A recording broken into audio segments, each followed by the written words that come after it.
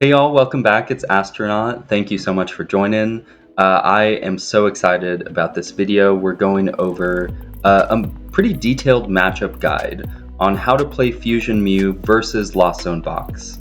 Now, Lost Zone Box, obviously one of the most competitive, most popular decks from the past several months. It's been a long time where this has been one of the top archetypes. And especially now with this modern iteration of Fusion Mew, it does have some difficulties into the Lost Zone matchup. And so I just want to explore how this matchup goes, what you can do to win the advantage. And then at the end, I have some IRL gameplay, which I'm very excited for. It's the first time I've done that on my channel. So with that, let's just jump into it. Check it out. So first off, I want to start with some lists for both Fusion Mew and Lost Zone Box, just so you know generally what we're going to be dealing with. This here is Nate Doyle's 10th place list from NAIC. It is super consistent. You'll see the 4 Forest Seal Stone, the full 4-3 lineup of Mew VMAX. This is a list that I played for a little while myself, and I think it's really amazing. For smaller tournaments, I would say you can tech it out a little bit more. And so I've sort of removed one Forest Stone, removed a card here or there to add some interesting text. But if you went into a tournament playing this 60, there is a good chance that you will do well. Now, this is Anthony Zhang's list from the Late Night Invitational that actually won him a trip to Japan, which is amazing. And the changes from Nate Doyle's list, we have the addition of 3 trekking shoes, and to make space for those, he cut 1 Mew V, 1 Lost City, and 1 Forest Stone. I will say I don't like playing only 1 Lost City. I think having 2 copies is really important versus Gardevoir and Lost Zone Box because of their Drapion. And you also just want as many stadium outs as possible to bump Path to the Peak versus Arc Giratina, as well as the Lost Zone Tina that's been popping up recently. Cutting 1 Mew V, 1 Forest Stone is totally fine. You won't miss either card a ton.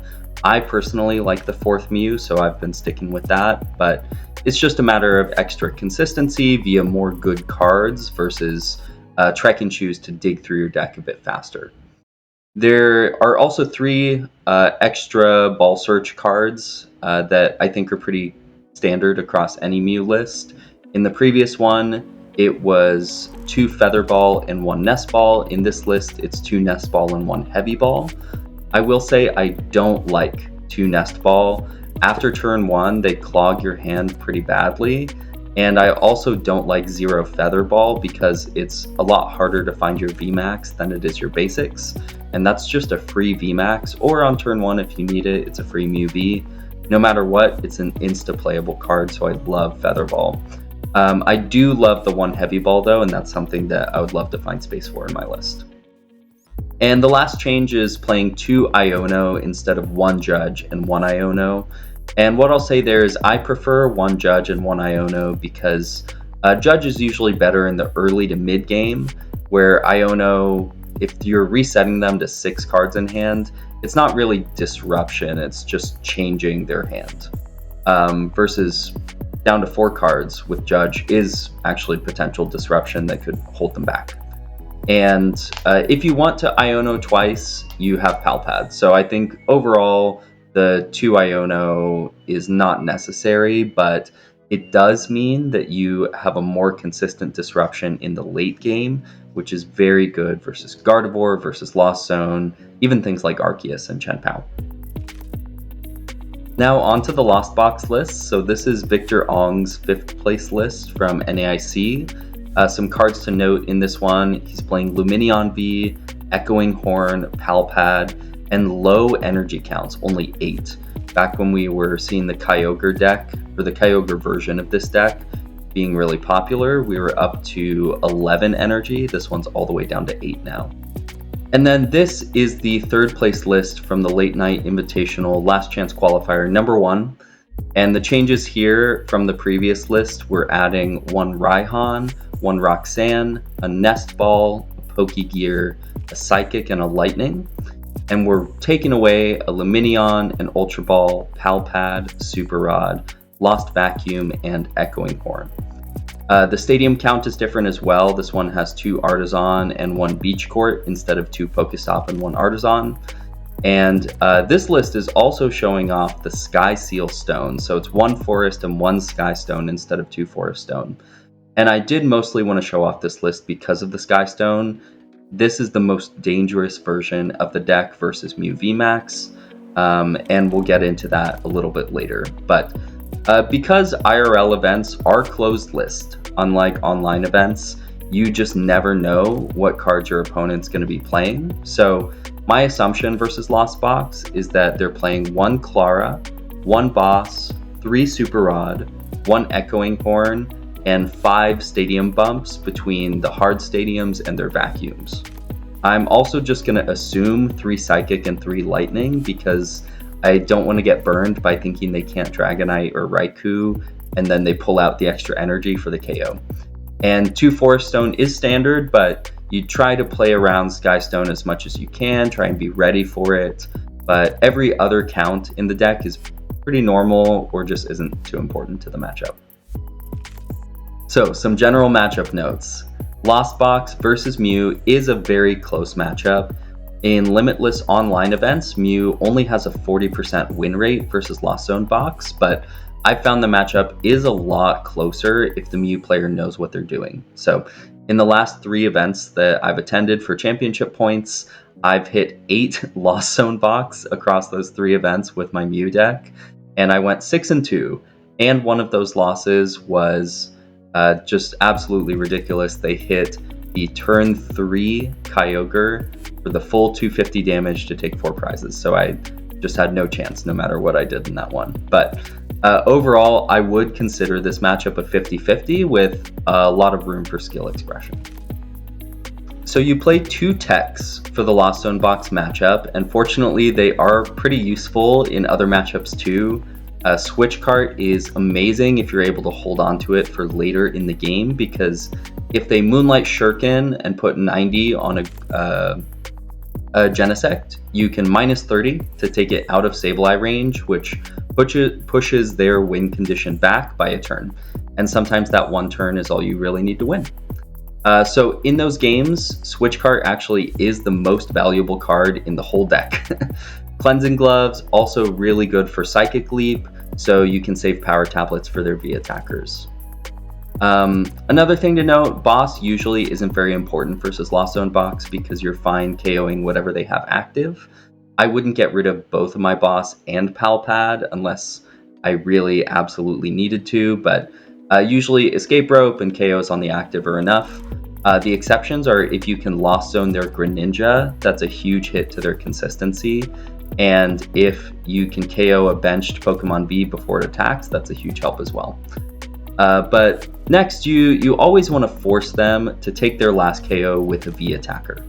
These are harder to set up because they need Mirage Gate or a Stadium Bump if it's Drapion, and they probably won't bench the V until the turn that they want to use it.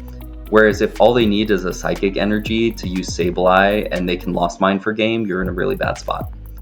And this next one may be pretty obvious, but you don't want damage on your Genesects because Mew doesn't usually play Penny or Collapse Stadium, although those are both interesting tech options I've been trying out. But it just means you can't remove the damage, and that makes it easier for them to close out the game with the Sableye, which is not what you want to do.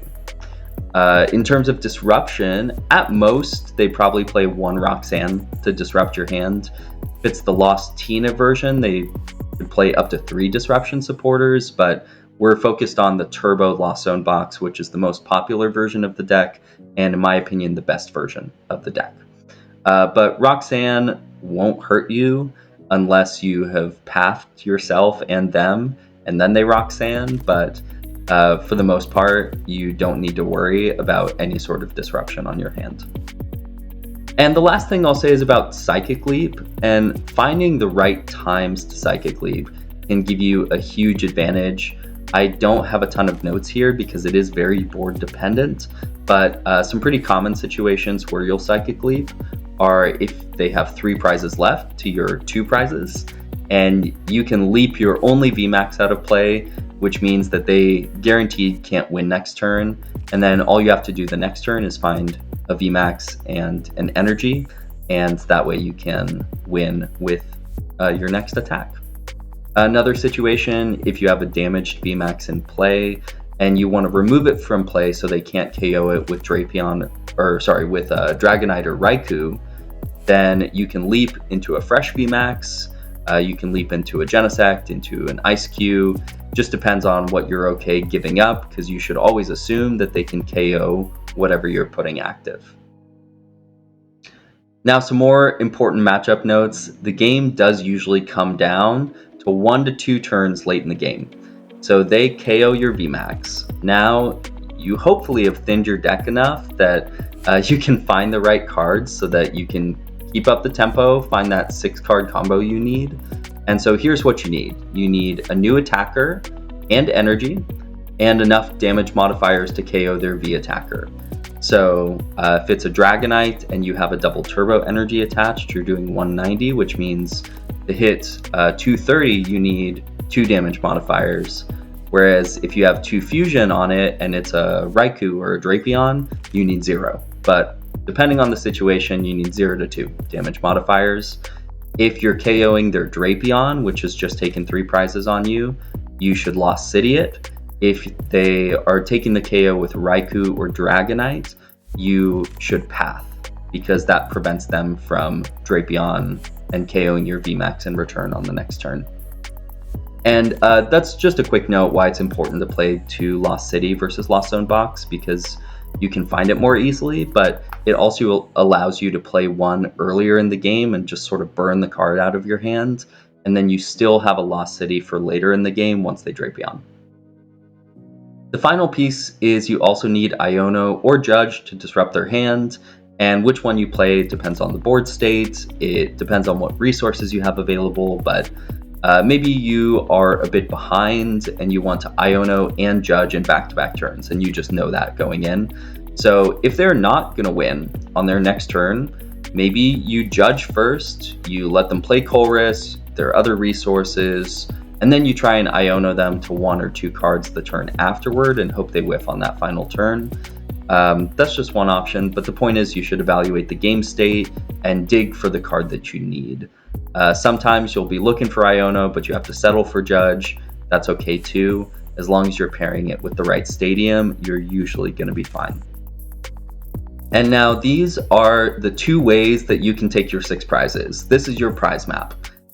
Technically you can KO 3 Pokemon V, but they will almost never bench 3 Pokemon V, so I'm not really thinking about it. But sometimes they will also never bench a Pokemon V, but if that's the case, then they just don't have the damage output that they need to take a win, so you should be good there. But one other thing is, don't worry about the KO order written here on the slide. It doesn't have to be like single prize, VV. You can take your prizes in any order, but really the important thing is that your prize map doesn't actually matter that much. It is so much more important that you are thinking about your opponent's prize map and trying to deny them as much as possible, because if as the Mew player you attack 5 to 6 times in the game, you will win the game. And so every turn you have to evaluate what is the biggest threat or the biggest potential threat, and then you either KO that Pokemon, or if the threat's an attacker they can set up for next turn, you have to figure out how to neutralize that threat as much as possible. Now here are the 4 primary ways that Lost Zone will take their 6 prizes. And your goal as the Mew player is to disrupt them as much as possible from taking these KOs. So we're going to dive into all 4 of these prize maps and actually rank them, because that's what you need to know as the Mew player in order to create the best, most optimal path for you to win the game. And just one more time again, the KO order doesn't matter, but their KO order is usually a lot more formulaic than yours is, so this is usually how it'll play out. But let's go into the first scenario, which is 2, 3, and then 2 to 3. So essentially you're forcing them to take 7 to 8 prizes. And this is your favorite prize map. It's what you want to do if you're going first. And so if you are going first, my advice is don't bench a single prizer and you just play with Muse and Genesects. And the reason is you want to force them into that difficult prize map where they have to take 7 or 8 prizes. And since Lost Zone Box does have a low damage output for the most part, it can just set them back so much that they don't have enough turns to actually win the game before you take your 6 prizes. If you are going second and for some reason you are definitely whiffing the turn 1 KO, then I would similarly stick with this multi-prize strategy and you'll just be a turn behind, but that's okay, you can still come back. I don't find myself psychic leaping super often in this scenario since I want my VMAX active almost every turn, but if I'm able to set up a second VMAX and a third Mew V, then leap is an option. But one interesting play is if I've already taken a few prizes, so not really early in the game, but sometimes I like to leave a damaged VMAX active to bait Dragon IV. And it can force them into burning resources before they've properly thinned through their deck. And then when you get the return KO on Dragonite, plus Path, plus Iono to like 1 card, it becomes so much harder for them to find their Drapion and their Stadium Bump. And if they whiff, you've already taken 4 to 5 prizes, and so you're just going to easily win the game after that. But if I'm playing multi-prizers, I'm almost never worried about Raikou V because my board needs to be full. And if they can KO with Raikou, they can KO with Dragonite too. And Raikou and Dragonite just aren't threats if you have 2 healthy VMAX in play. One other thing I'll say is that it's actually okay to give up 2 prizes on an early Mew V as long as you play 4 copies of Mew. And so if they take those 2 prizes, you replace it with another Mew, another Genesect if you need to, but ideally you have 3 Genesect, 3 Mew on the board. You are going to probably force them to go through a VMAX next, and then you can Iono to 1. But one concern with giving up 2 early prizes is if they go 2-2-2 with Greninja and Sableye, but Switch Cart, if you hold on to that, it pushes that win condition back by a turn. Just makes it a lot harder for them, and you can also Lost Zone their Sableye or their Greninja, which makes it much harder for them to execute the 2-2-2 strategy. But the huge risk with playing no single prizers is if they have Sky Seal Stone, they can win in 2 KOs instead of 3, and the matchup is super unfavorable. So just watch out for that. If you know for sure they're playing Sky Seal Stone, I would probably bench a single prizer. All right, here's a sample game, and you can pause right here. I don't know if this will make sense, but I've bolded the lines that are my turn, and I put a little tilde next to it. But the idea is this is how the prize trade is going to break down in a pretty standard game. So this first example, I'm going first. The game is going to be 6 turns long for me, and I'm KOing 1 Pokemon V, and they missed the KO twice, and you'll see the little asterisks where they don't take any prizes. So on my first turn, I obviously can't attack. On their first turn, they're probably hitting me with a Cram for 110, so they're not taking any prizes. I respond with a KO, and then they take 2 prizes, either with like an Escape Rope Raikou, Dragonite, or a Greninja to take 2 prizes on the Mew that they just hit. But either way, you will even it up at 2-2, and then usually they can't respond at that point unless they're going to Drapion you.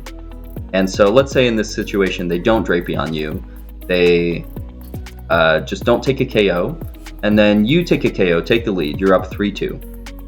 Now's the turn that they Dragonite or Drapion to KO your VMAX, and that's where you want that huge like 6-card combo.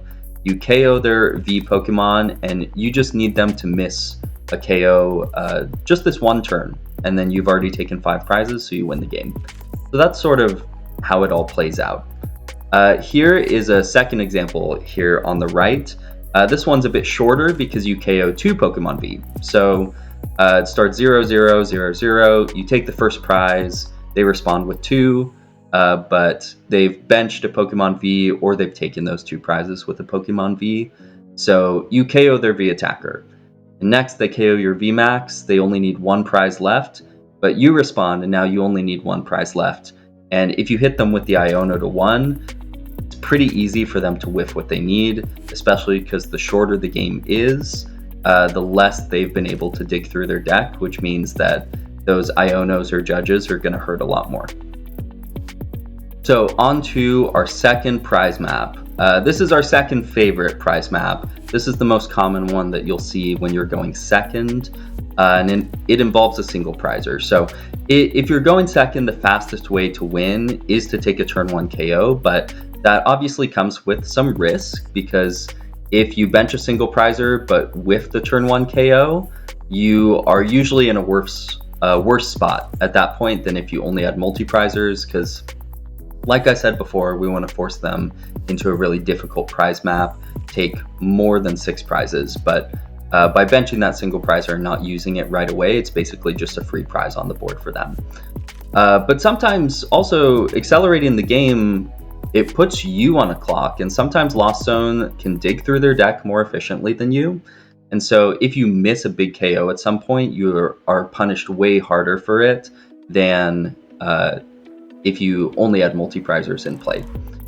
So some other things to be really clear about: Meloetta is terrible in this matchup. It is a huge liability because it has 90 HP, and that means that they can KO it with Moonlight Shuriken and put 90 damage elsewhere. So they just basically get a free prize and a free 90 damage on whatever they want to KO next. So you don't ever want to bench Meloetta, and if you're starting with Meloetta as your only Pokemon, make sure that you're attacking with it turn 1. The one scenario in which you do want to bench Meloetta is if they hit you with a Cramorant on one of your Mew V turn 1, you evolve it into a VMAX, and then the next turn they KO that VMAX with a Raikou or a Dragonite. And if you can get a response KO with Meloetta, meaning you have the Mellow, the Sparkle, the Fusion Energy in hand, a Tablet if it's Dragonite, that can be a really helpful way to get back into the game. And also that way you're not leaving a VMAX active, because if they're taking 3 prizes that early, that is a huge problem for you, since all they need at that point is just a single Drapion, and that's not super hard to hit. So that's the one time when I want Mellow. Another thing is Psychic Leap is usually pretty good here if you can leap into an Ice Cube. You can always leap into a VMAX if you're not worried about Drapion coming into play, or if you're just willing to accept the Drapion KO, but I almost never leap into Genesect because you don't want damage on them.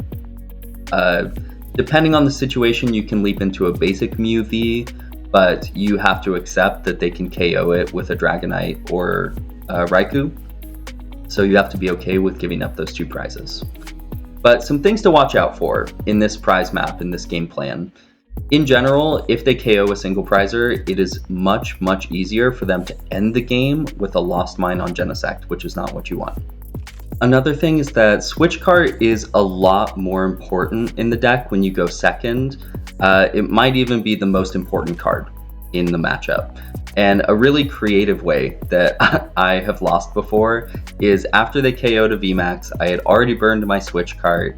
They sniped 90 with Moonlight Shuriken onto an Ice Cube and a Genesect, and because I couldn't remove any of that damage, there was exactly 120 HP left, which meant that all they needed was a single Sableye to clean up the final 3 prizes. And so that's why I don't like leaving single prizers on the bench, because they just become a pretty big liability. So attack with it turn 1, or leap into it and hope that they KO it with Cramorant. But if you are just leaving it sitting on the bench, it is just a free prize for them later in the game, while they're also able to sprinkle damage elsewhere. So here are 2 sample games. You can pause here if you need to again, but this time we are going second. And this first game, I'm gonna take 5 turns to win the game, KO 1 Pokemon V. So they go first, they can attack. I go first, I take a prize with Meloetta or Ice Cube. They respond on my single prizer. Then I respond on them. And at that point, if they are not using Drapion, they can't take a prize. So we're still at 2-1. Now it's my turn, I go up 3-1. And now's the turn that they are KOing with Drapion or Dragonite. They're hitting your VMAX, and this is your big turn. You hit the combo, get the KO, get the path or the lost city, get the judge or the Iono. And now you're up 5-4, and all you need to do is have 2 VMAX in play and basically hope that they don't draw Pokemon V, a Mirage Gate, and a boss to KO one of your Genesects on the bench, and you should be pretty well off.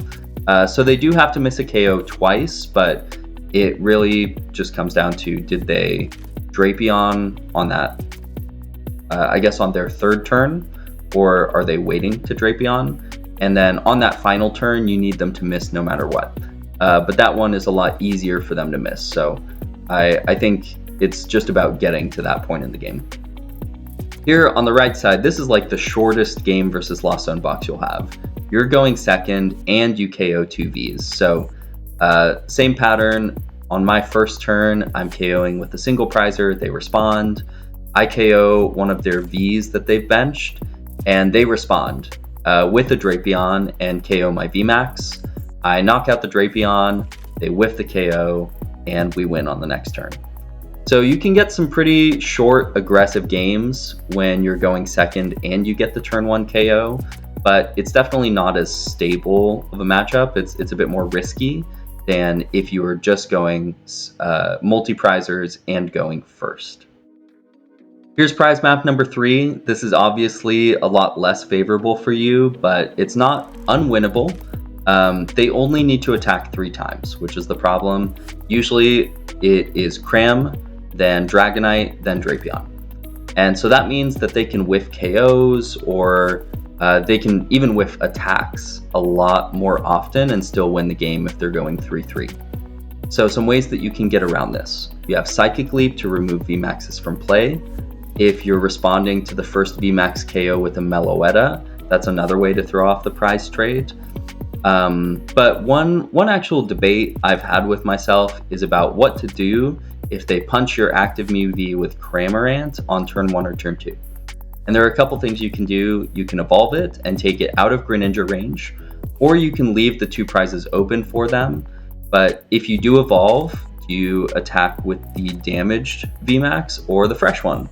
And with the damaged VMAX, you are susceptible to a follow-up KO with Dragonite or Raikou, but and at that point, all they need is a Drapion to close out the game, which is not ideal for sure. But if they don't get the active KO, you are way ahead on the prize race if you're attacking with the damaged one.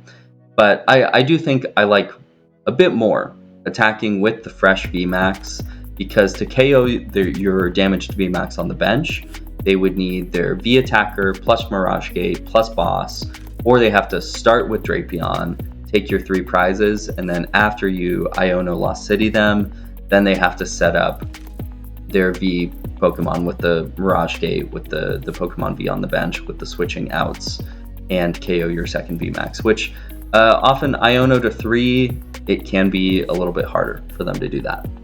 But what's of course ideal is if you can get all 3 VMAX into play, so that after they KO the first one, you don't have to attack with that damaged VMAX. You can bring up a brand new one and hit with that. Just makes it so much harder for them to actually pull out the game. But if you are a good Mew player, you are sequencing things correctly, you're thinking about the right game plans, the cards will align for you a lot more often, and you'll hit those combos you need to make it as difficult as possible for them to take their final prizes. And here's our last prize map. This is by far your least favorable prize map, because Sky Sealstone means that you just can't afford to give up early prizes, or you open yourself up to a 4-prize swing to end the game. The main issue, of course, is that you can't always play as if they have a Sky Sealstone in their deck, or you'll just be too timid to prize race effectively. So if you know they play it, Psychic Leap is your best friend in the matchup. Feel free to bench both of your single prizers, but not at the same time. And it just gets to the point where the Sky Sealstone doesn't matter anymore, and you can play that matchup normally. But this is a very unfavorable matchup if they play the Sky Stone. Not unwinnable, but it just means you have to work a lot harder to deny their KOs. But that was a lot of talk. We want to see it in action, right? So I have an IRL recorded gameplay of Mew VMAX versus Lost Zone Box. Let's jump into that video now. So the Mew player is going first. Looks like we have a pretty good opening hand. Start with the heavy ball. We see an Iono and a fusion energy in there, so not too bad, but we definitely want to get that Iono out. And since we are going first, we're going to be utilizing that first strategy, our optimal prize map of trying to set up the board with just multi-prizers. So on this first battle VIP pass, we are going to be getting a Genesect and a Mew most likely, and then trying to fill the rest of the board with Mews throughout the rest of the turn. Now something real quick, it looks like throughout the game on both sides that the shuffling is going to be really quick, not sufficient shuffling.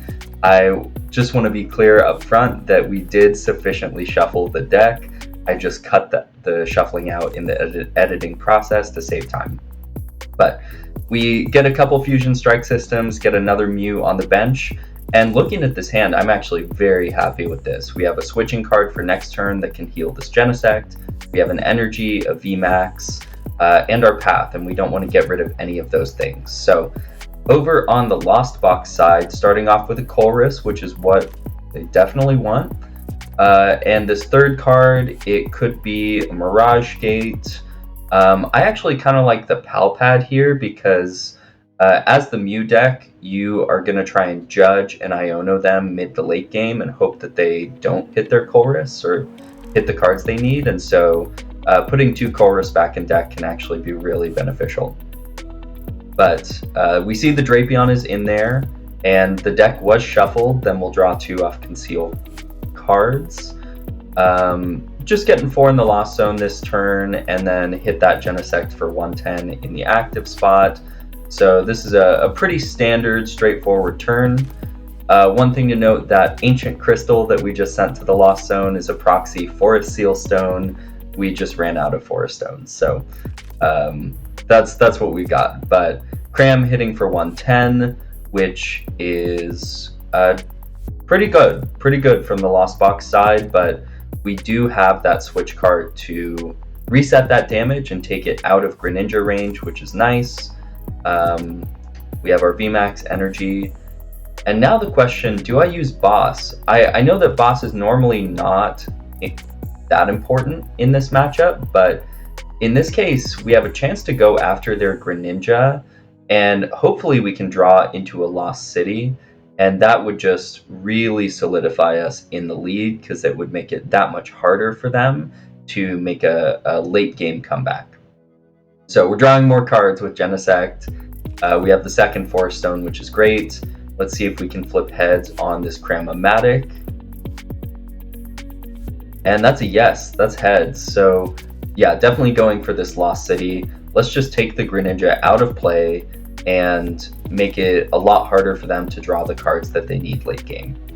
So a quick shuffle, and then looks like I'm happy with that hand because I know I can't be disrupted. No need to play the Cram or the Cleansing Gloves or any other cards now because I can just play them next turn. So Greninja goes to the Lost Zone, and we are starting off with Comfy. So we have another Colress here. Let's definitely Colress. We're saving that Drapion. This one seems pretty easy selection. The Sableye is great because there are 2 prizes on the board for Sableye, but because we have 2 healthy VMAXs in play on the Mew side, this might be the turn to Drapion because nothing else is actually going to put that much pressure on the board. If we hit 110 Cram into the active, for example, then our Cram could get Lost Zoned in return, or more likely, the Mew is able to boss up another Comfy or Escape Rope around the Cram and use the Cleansing Gloves to Psychic Leap into the deck and remove that damage from play, which basically nullifies the whole attack. So I think this turn is the turn to Drapion in this case. I like benching the Raikou as well, and using a Mirage Gate to attach some energy, just to set that up for next turn. If we need it, it allows us to boss or escape rope around a VMAX and hopefully take a knockout on one of the benched Mews. But okay, there it is, the switch card, the last card we were missing. But looks like this is a pretty good turn for Lost Box. We'll see what happens from here, because we know, as the Lost Box player, we know that our hand is getting judged or Iono'd this turn almost, we'll say like 90% of the time. Or 100% actually, given the Forest Stone is still on the bench. But now we're back to the Mew side, and let's see, I've got an Ultra Ball here. Because the Drapion is in play, I don't need Path to the Peak anymore. So we can get rid of Path, we can get rid of probably an Ice Cube, since we want to be sticking with multi-prizers on the board. Go get a Mew, which means that they can't use Echoing Horn, although they've already gotten rid of it to the Lost Zone. And then we will Cram-O-Matic. Great. And looking for the judge here. As a reminder, the Iono is in the prizes, so that's why we're preferring judge. Otherwise, I think Iono could be nice, especially paired with a Pal Pad immediately after. But we'll draw 3, see what we can get. The Feather Ball, that's great. Go get ourselves a VMAX. And we have 3 tablets still in deck, so we are totally fine, and we should be playing this tablet and then probably just drop the judge. Cool. So we shuffled and then draw 4 cards. We got the energy we need. We have another Forest Stone, so we're feeling very good as the Mew player about this board setup. Next turn we have a boss, we have another energy, and we have a tablet, so we are cooking. And Lost Zone probably is not going to disrupt our hand. It's always possible, but not probable that they hit their one of Roxanne if they do play it. So back to the Lost Box side, make sure we finish that judge. Okay, there we go, and then drape onto the Lost Zone. Now here, it's definitely promote Comfy and see how things go. We have some switch cards in hand, which is nice. Comfy, easy decision there. We have 10 in the Lost Zone, so we can Sableye. And this is the point, I think this is really the only major misplay of the game. I like playing the Nest Ball. I like those Mirage Gates in hand. I think this Nest Ball should go for a Dragonite. And the reason for that is that if the Mew player bosses up the Raikou, there's almost nothing that the Lost Zone player can do the following turn to win. Now, I don't think that misplay is actually going to affect the outcome of the game, and we'll see why in a couple minutes, but I think that it definitely should have been a Dragonite. And I understand the logic of trying to dig, is that digging through the deck just gets you closer to that boss's orders, but there's only one boss in the deck, and now we're in a position where we might need to play these Mirage Gates just to thin. But yeah, I think that because we didn't bench Dragonite over on the Lost Box side, that this is definitely a much tougher place than it needed to be. But this turn, we have the Sableye. We would have loved to save it and find the boss this turn, but that just wasn't possible. So Sableye is going to be taking a knockout on Genesect, going down to 1 prize left in the deck, which is why you don't want to bench any single prizers, because then if you had a single prizer on the board, all that you would need, or all that we would need all that you would need as the Lost Box player is the following turn to have a Sableye and Psychic Energy, and you would take the win. But as it is right now, this is our key turn here as the Mew deck. If we can judge or Iono them down, or probably even better if we can boss up that Raikou and take a knockout, we should be in a pretty good spot. So The things that I'm looking for here, another benched Pokemon, probably a Genesect, and a boss on that Raikou for the knockout. And then from there, just thin the deck as much as possible.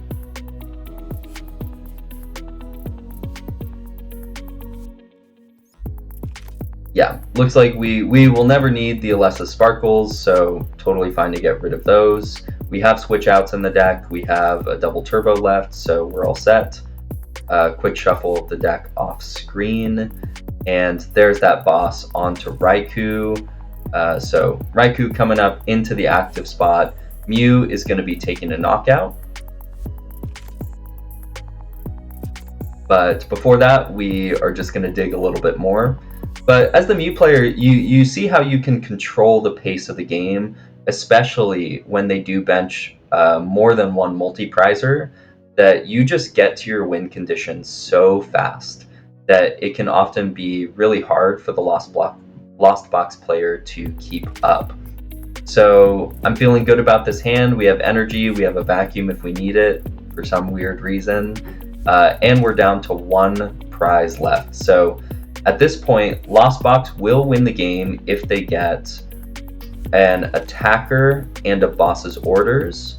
But yeah, this nest ball now, that should have been for the Dragonite last turn. We see there is one boss left in the deck, and don't know exactly how many cards. Looks like between 15 and 20 cards left in the deck, and we'll be drawing probably 6 of them. So it is not likely that we hit the boss, and that would be the case whether we bench Dragonite last turn or this turn. The same amount of cards were taken out of the deck.